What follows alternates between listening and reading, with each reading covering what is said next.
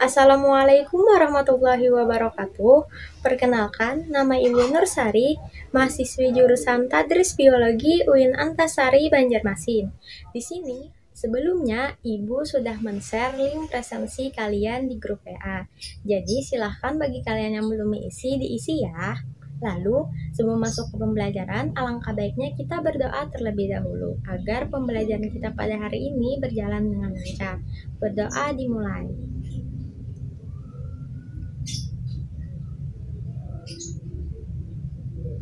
Amin. Berdoa selesai.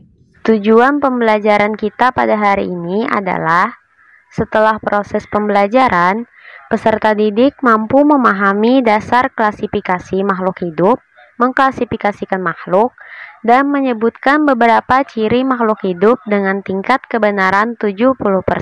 Jadi kita melanjutkan materi tentang klasifikasi makhluk hidup.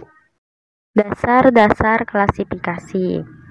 Carolus Linnaeus mengklasifikasikan makhluk hidup menjadi dua, yaitu pada nama tumbuhan disebut Plantae dan hewan dengan nama Animalia. Carolus Linnaeus adalah orang yang pertama kali meletakkan dasar klasifikasi dan dikenal dengan sebutan bapak taksonomi. Sehingga cabang ilmu tumbuh-tumbuhan yang mempelajari tentang teknik klasifikasi, penggolongan atau pengelompokan disebut sebagai taksonomi. Klasifikasi tumbuhan berdasarkan hal-hal sebagai berikut, yaitu yang pertama, jumlah sel penyusun tubuh ada yang uniseluler dan yang kedua ada multiseluler. Yang mana uniseluler ini adalah dia itu hanya bersel satu. Contohnya seperti tau amoeba. Kalau yang multiseluler, dia ini memiliki sel lebih dari satu seperti jamur kayak gitu. Lalu yang kedua ada tidak terdapat biji, bunga dan buah. Yang ketiga ada morfologi atau struktur tubuh luar dan anatomi struktur tubuh dalam. Yang keempat ada habitus tumbuhan, waktu hidupnya misalnya tegak, merambat dan menjalar. Yang kelima ada organ perkembangbiakan, misalnya pada bunga ada benang sari dan putik. Selanjutnya ada kelompok makhluk hidup yang berukuran kecil atau yang disebut dengan mikroskopis. Jadi makhluk mikroskopis ini hanya dapat dilihat dengan menggunakan mikroskop, yang mana contohnya itu seperti bakteri, itu kan tidak bisa dilihat dengan mata telanjang, yang mana kita harus menggunakan mikroskop agar dapat melihat si bakteri tersebut. Selanjutnya ada mikroskop dan bagiannya. Jadi di mikroskop ini ada bagian lensa okuler, tabung, revolver, lensa objektif, meja atau meja benda, kondensor, diafragma, cermin yaitu untuk mencari cahaya, kaki, sendi klinasi, pegangan sedia, pegangan, skrup pengarah halus, dan skrup pengarah kasar. Lalu ada langkah-langkah menggunakan mikroskop, yang mana kita harus mengatur cahaya terlebih dahulu dengan menggunakan cermin agar objek dapat terlihat jelas. Kemudian meletakkan preparat di atas kaca benda, kemudian menutup dengan kaca penutup.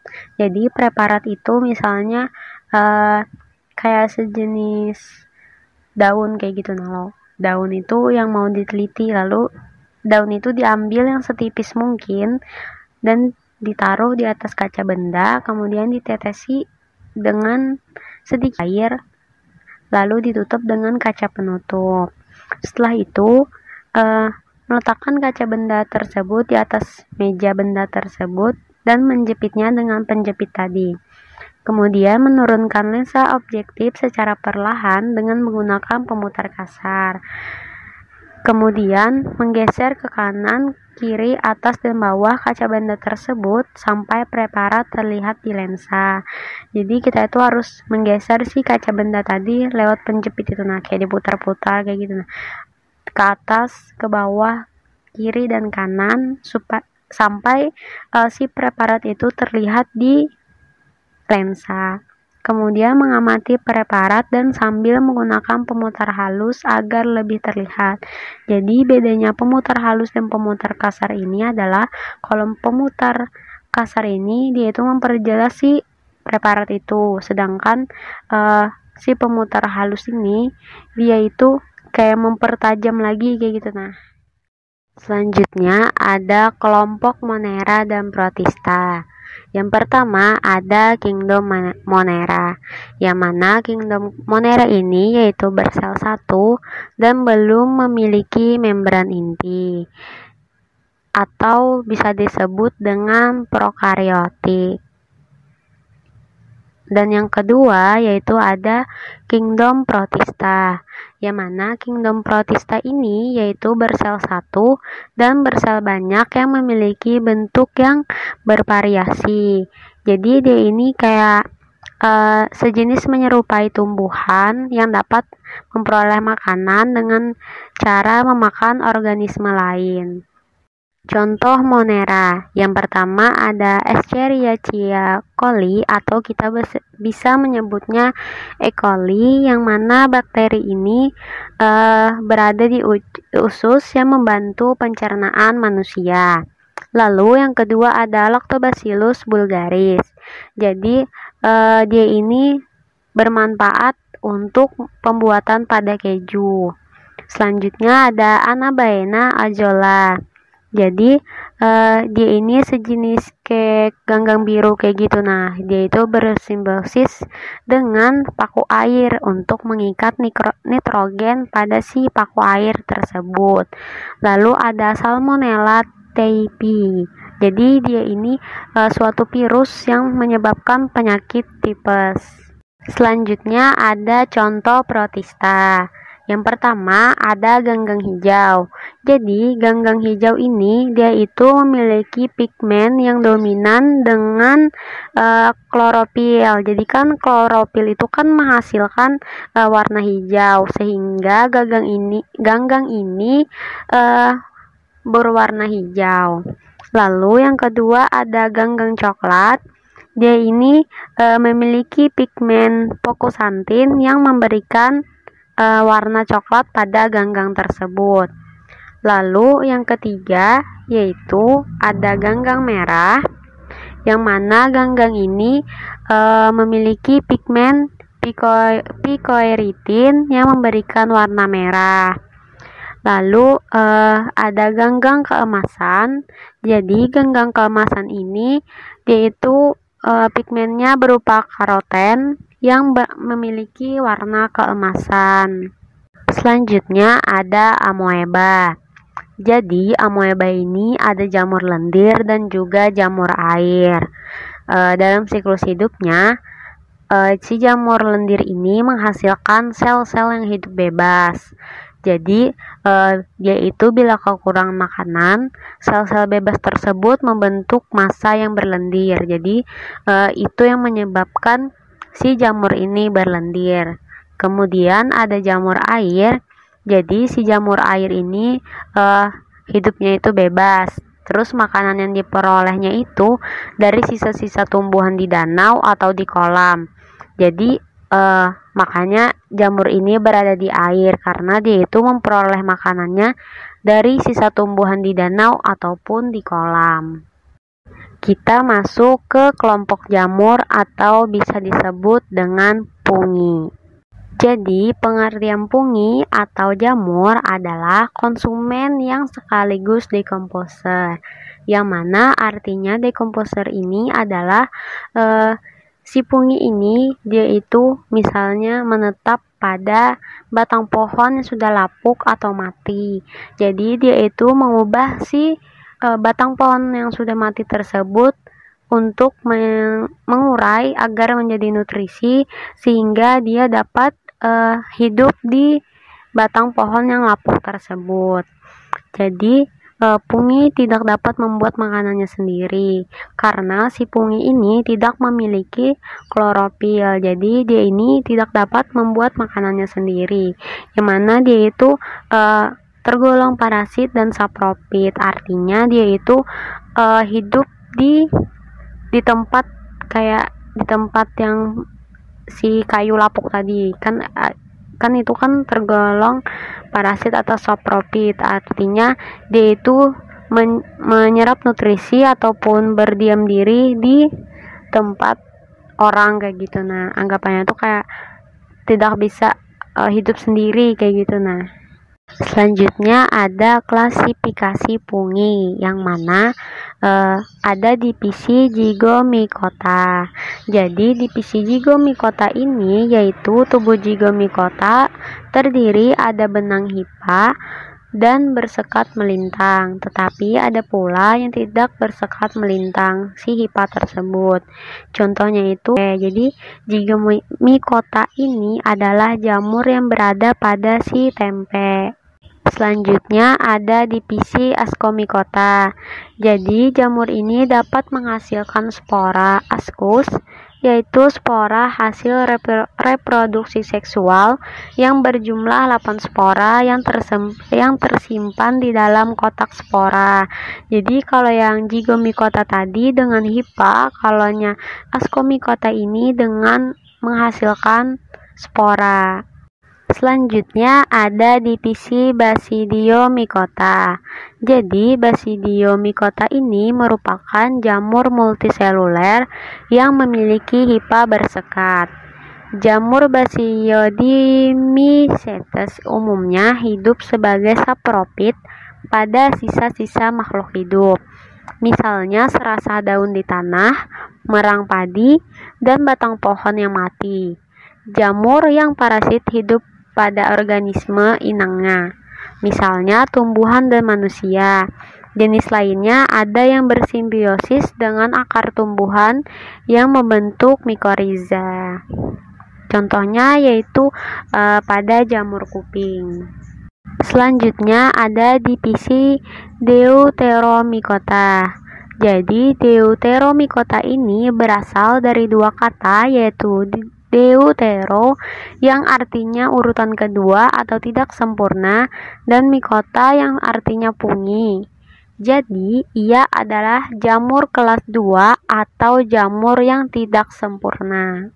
Selanjutnya kita masuk ke kelompok tumbuhan yang mana bisa disebut dengan Plantae. Jadi Plantae ini merupakan organisme multiseluler dan eukariotik. Artinya dia itu memiliki sel-sel yang banyak.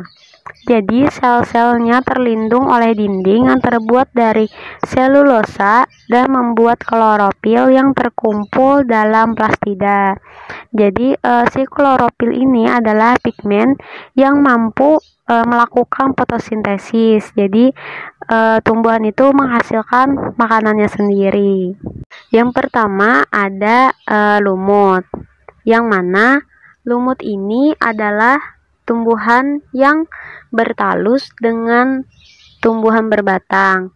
Hal ini didasarkan pada bentuk tubuh lumut, ada yang menyerupai ganggang. Jadi di foto ini yaitu ada lumut daun. Selanjutnya ada tumbuhan paku. Jadi tumbuhan paku ini memiliki nama lain atau nama latin Pteridophyta, yang mana tumbuhan yang memiliki batang, akar, dan juga daun. Jadi daunnya ini mengandung klorofil untuk melakukan fotosintesis. Lalu tumbuhan paku ini bisa juga berkembang biak dengan spora. Spora tersebut berada di kotak spora atau yang disebut sebagai sporangium. Selanjutnya yaitu ada tumbuhan berbiji atau bisa disebut dengan spermatophyta. Jadi tumbuhan berbiji ini nyatanya berkembang biak dengan menggunakan biji, tetapi menjadi dua, yang mana berbiji terbuka atau gymnospermae dan yang berbiji tertutup atau angiospermae. Mengapa dikatakan berbiji terbuka? Karena berbiji terbuka ini yaitu umumnya berkembang biak dengan secara generatif dengan biji dan jarang berkembang biak secara vegetatif alami.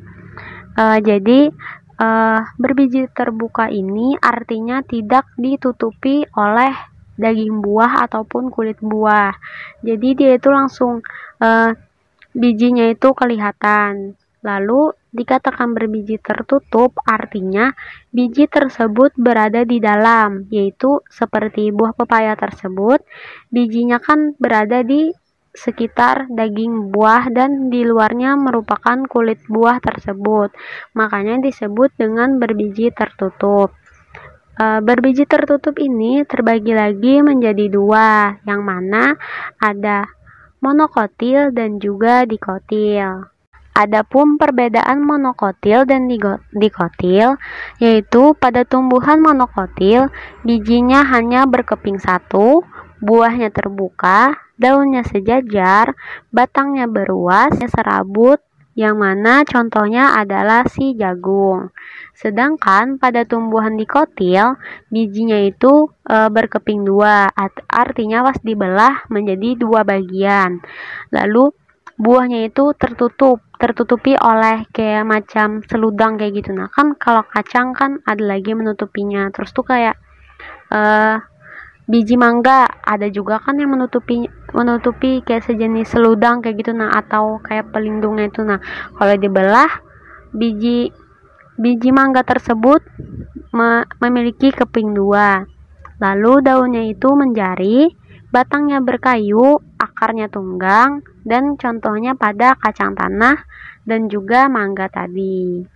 Kita masuk ke kelompok hewan atau yang disebut dengan animalia.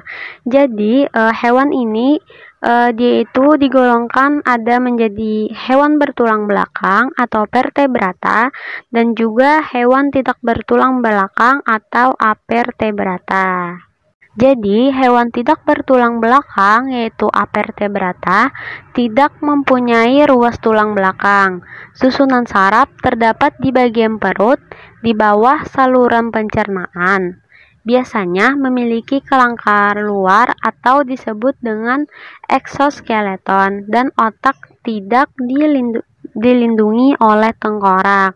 Contohnya, pada hewan avertebrata ini kayak porifera. Jadi porifera ini bisa disebut dengan terumbu karang yang berada di laut. Selanjutnya ada hewan bertulang belakang. Jadi hewan bertulang belakang ini atau vertebrata mempunyai tulang belakang dan memiliki kerangka dalam atau endoskeleton. Contohnya seperti sapi, ayam, buaya, dan lain-lain. Kan dia itu memiliki kerangka atau tengkorak berada di dalam tubuh. Contoh hewan tidak bertulang belakang, ada porifera, yang mana porifera ini adalah hewan multiseluler yang paling sederhana, termasuk diploblastik. Ciri umumnya, tubuhnya berpori dan hidup menetap atau sensil di dasar laut perairan. Contohnya seperti Microciona sp. Lalu ada Coelenterata. Coelenterata memiliki rongga tubuh yang berfungsi sebagai pencernaan. Coelenterata disebut juga cnidaria dalam bahasa Yunani, artinya cnido yaitu penyengat, karena sesuai dengan cirinya memiliki sel penyengat yang terletak pada tentakel di sekitar mulutnya. Contohnya seperti Astrea sp. Lalu ada Platyhelminthes, yang mana Platyhelminthes ini dalam bahasa Yunani artinya cacing pipih. Cacing pipih adalah filum dalam kerajaan animalia atau hewan. Jadi bisa dilihat pada gambar bentuk cacing pipih tersebut.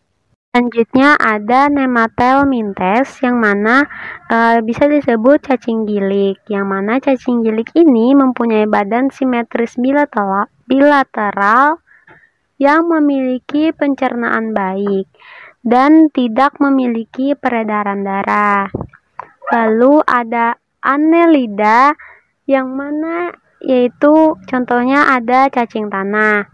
Jadi Annelida ini adalah cacing yang memiliki segmentasi tubuh, yang mana bisa dilihat pada cacing tanah tersebut ada segmen-segmennya yang bulat-bulat bulat-bulat kayak gitu. Nah, itu tuh disebut segmen. Pada annelida, segmen terlihat seperti satu set cincin-cincin yang menyatu. Jadi, di sepanjang tubuh cacing tanah tersebut ada berbentuk kayak bulat-bulat seperti cincin atau sekatan-sekatan kayak gitu. Nah, itu yang disebut dengan segmen. Lalu ada siput darat atau moluska. Jadi, ciri khas struktur tubuh moluska ini adalah adanya mantel atau yang disebut cangkang. Mantel merupakan sarung pembungkus bagian-bagian yang lunak dan melapisi rongga mantel. Jadi, siput itu tubuhnya bersifat lunak. Apabila tidak dilindungi oleh cangkang, maka dia itu tidak bisa melindungi dirinya sendiri dari para pemangsa. Jadi, adanya cangkang tersebut, si siput ini dapat masuk ke dalam cangkang tersebut apabila ada tanda-tanda bahaya. Selanjutnya ada echinodermata. Jadi, echinodermata ini berasal dari kata Yunani yaitu echinos atau duri yang meliputi bintang laut atau kelas asteroida, bintang ular atau kelas Ophiuroidea, landak laut atau kelas Echinodea, lil laut kelas Crinodea, dan tripang kelas Holutoroidea. Jadi contohnya ada bintang laut. Selanjutnya ada arthropoda, yaitu arthropoda ini adalah hewan dengan memiliki kaki yang berruas-ruas. Contohnya yaitu pada kepiting. Bisa dilihat pada kaki kepiting tersebut memiliki ruas-ruas atau yang disebut sebagai buku-buku pada kaki si kepiting tersebut.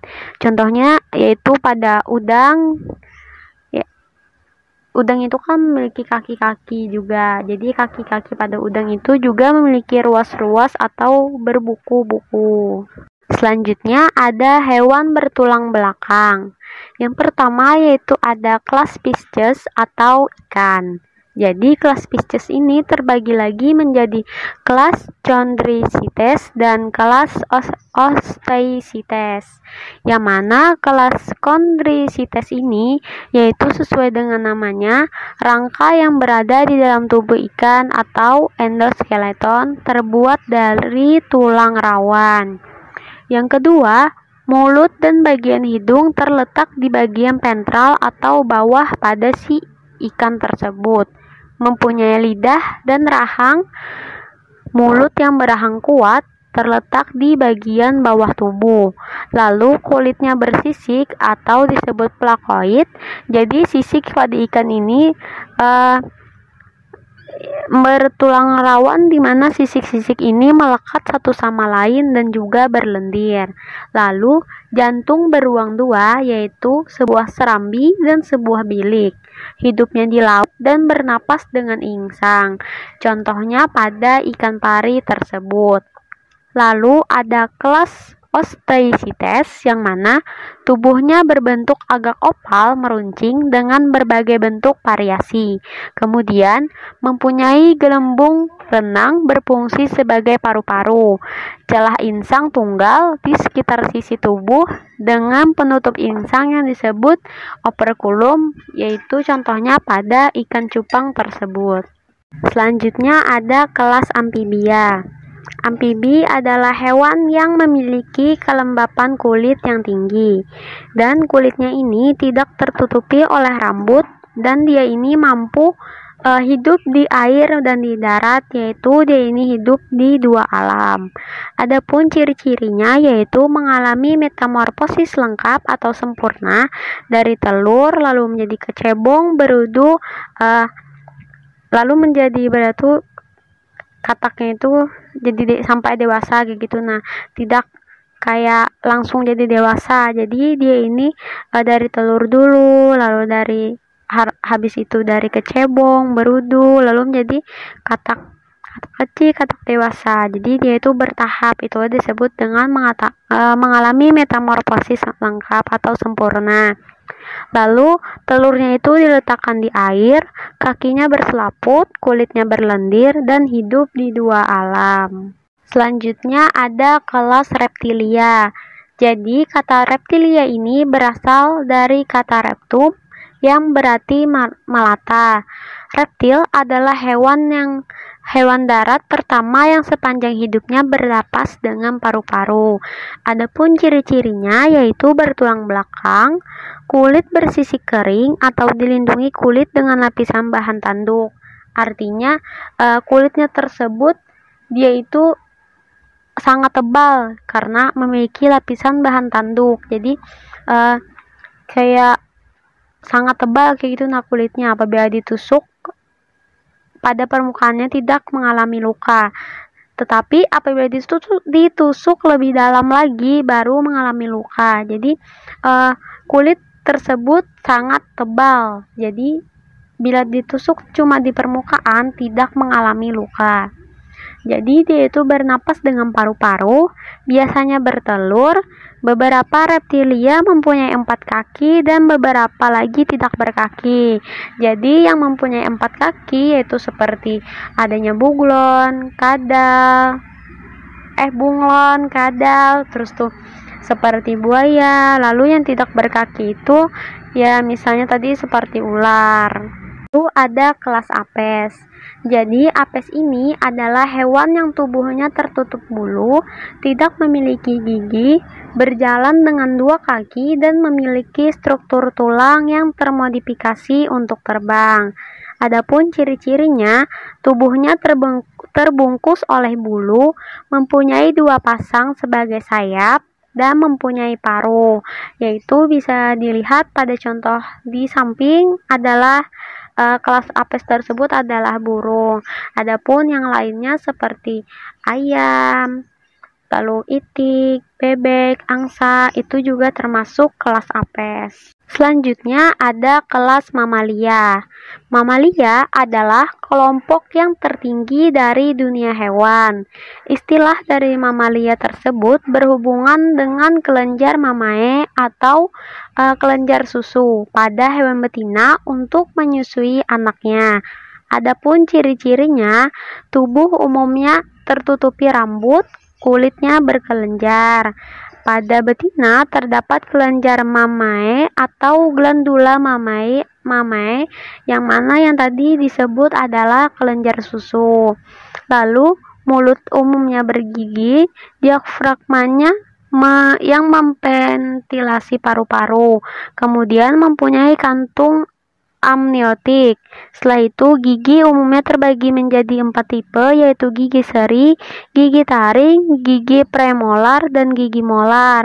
Lalu ada lubang telinga luar, umumnya memiliki daun telinga yang kenyal. Contohnya yaitu pada kucing tersebut. Adapun manfaat dari klasifikasi adalah mempermudah, mengenali, membandingkan, dan mempelajari makhluk hidup. Artinya, dari klasifikasi tersebut, kita membandingkan antara kelas spesies yang mana, kelas apes yang mana, kelas reptil mana, amfibi yang mana, dan juga kelas mamalia yang mana. Lalu mengelompokkan makhluk hidup berdasarkan persamaan dan ciri-ciri. Ya tadi seperti kelas amfibi dan apes, yang mana amfibi tadi memiliki kulit yang berlendir, sedangkan apes memiliki bulu ya dan juga dapat terbang. Dan pada kelas apes tidak bisa hidup di 2 alam, sedangkan kelas amfibi dapat hidup di 2 alam. Jadi itu berdasarkan persamaan dan ciri-cirinya kita dapat mengelompokkan makhluk hidup tersebut. Lalu mengetahui hubungan kekerabatan antar makhluk hidup. Seperti tadi kelas apes antara burung dan juga ayam, walaupun sama-sama apes, tetapi ayam tidak dapat terbang jauh seperti burung. Jadi walaupun dia itu kekerabatan, jadi kita itu dapat mengetahui hubungan kekerabatan tersebut antara ayam dan burung, yaitu sama-sama dalam kelas apes, tetapi si ayam tidak dapat terbang jauh. Lalu memberi nama makhluk hidup yang belum diketahui. Jadi kita itu misalnya dapat sesuatu tentang makhluk hidup ataupun tumbuhan. Jadi kita itu dapat menamai ataupun memberi nama pada makhluk hidup tersebut yang belum diketahui.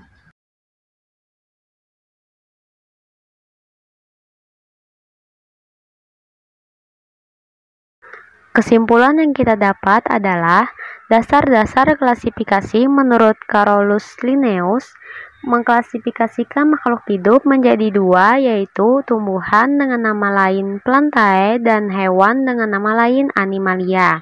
Lalu, ada kelompok makhluk hidup mikroskopis, hanya dapat dilihat menggunakan mikroskop, artinya tidak dapat dilihat dengan mata telanjang, hanya dapat dilihat menggunakan mikroskop karena makhluk mikroskopis itu sangat kecil, yaitu seperti bakteri.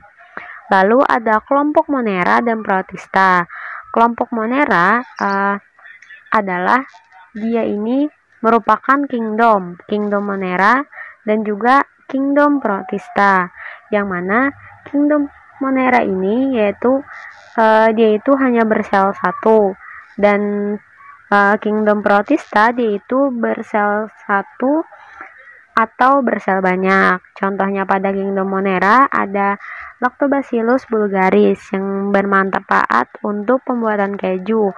Halnya kingdom Protista yaitu ada ganggang hijau, ganggang coklat, ganggang merah, dan juga ganggang keemasan. Setelah itu ada kelompok fungi. Jadi fungi ini adalah jamur, yang mana divisinya ada divisi Zygomicota, divisi Ascomycota, divisi Basidiomycota, dan juga ada divisi Deuteromycota. Lalu ada kelompok tumbuh-tumbuhan, yang mana kelompok tumbuh-tumbuhan ini bisa disebut dengan kingdom Plantae, yang mana ada lumut, tumbuhan paku, dan juga tumbuhan berbiji. Lalu kita masuk ke kelompok hewan atau Animalia. Jadi kelompok hewan ini terbagi menjadi dua, yaitu hewan tidak bertulang belakang atau Avertebrata dan juga hewan bertulang belakang. Hewan tidak bertulang belakang ini seperti Porifera, yaitu terumbu karang. Lalu hewan yang memiliki tulang belakang yaitu ada misalnya kelas Pisces atau ikan-ikan. Ibu akan memberikan tugas PR untuk kalian di rumah. Jadi, kerjakan tugas di buku LKS pada halaman 36 pada bagian latihan 1-5. Silahkan tulis di buku tulis. Kumpulkan dalam bentuk foto dan kirimkan via WA pribadi Ibu. Terima kasih. Mungkin itu saja yang dapat Ibu sampaikan. Apabila ada salah hilaf ataupun kekurangan pada pembelajaran Ibu mohon maaf. Apabila Ibu ada salah kata, mohon dimaafkan. Wabillahi taufik wal hidayah. Wassalamualaikum warahmatullahi wabarakatuh.